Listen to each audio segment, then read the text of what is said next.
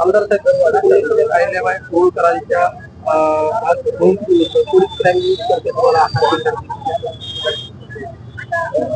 राजमाता पुण्यश्लोक अहिल्यादेवी होळकर यांच्या जयंतीच्या निमित्तानं लातूरमध्ये असलेल्या या देदीप्यमान अशा पुतळ्याला अभिवादन करण्यासाठी आम्ही सर्व एकत्र आलेलो आहोत।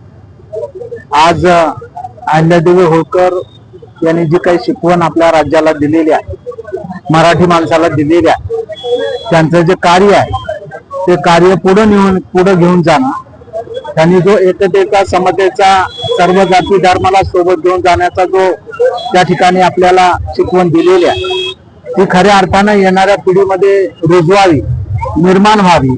त्यांच्या कार्याची ओळख नुसत्या पुस्तकाच्या माध्यमातून होऊ नये तर प्रत्यक्षपणाने ती ओळख व्हावी या दृष्टिकोनातून सुद्धा या राज्याचे मुख्यमंत्री माननीय नामदार देवेंद्रजी फडणवीस साहेब, तत्कालीन उपमुख्यमंत्री अर्थमंत्री माननीय नामदार अजितदादा पवार साहेब, माननीय नामदार एकनाथरावजी शिंदे साहेब आणि मंत्रिमंडळानं ऐतिहासिक निर्णय घेतलेला आहे। मोजे चोंडू या जन्मगावी त्यांच्या भव्य दिव्य असं स्मारक त्या ठिकाणी होत आहे।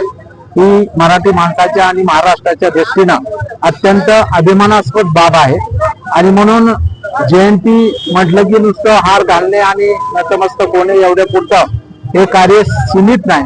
त्यांनी जे महान कार्य आम्हाला दिलेलं आहे, हे स्त्री म्हणून ज्या पद्धतीनं त्यांनी या सगळ्या महाराष्ट्राच्या जडणघडणीमध्ये जे योगदान त्यांचं लाभलेलं आहे ते योगदान निश्चितपणानं पुढे घेऊन जाणं ही तुमच्या आमच्या मराठी माणसाची जबाबदारी आहे आणि ती पार पाडण्यासाठी म्हणून आज आम्ही सर्वजण या ठिकाणी नतमस्तक झालेलो आहोत। महाराष्ट्र राज्य राष्ट्रवादी शिक्षक संघ, राष्ट्रवादी काँग्रेस पार्टीच्या वतीनं सुद्धा मी या ठिकाणी मनपूर्वक विनम्र असं अभिवादन करतो आणि मानाचा मुजरा करतो। धन्यवाद।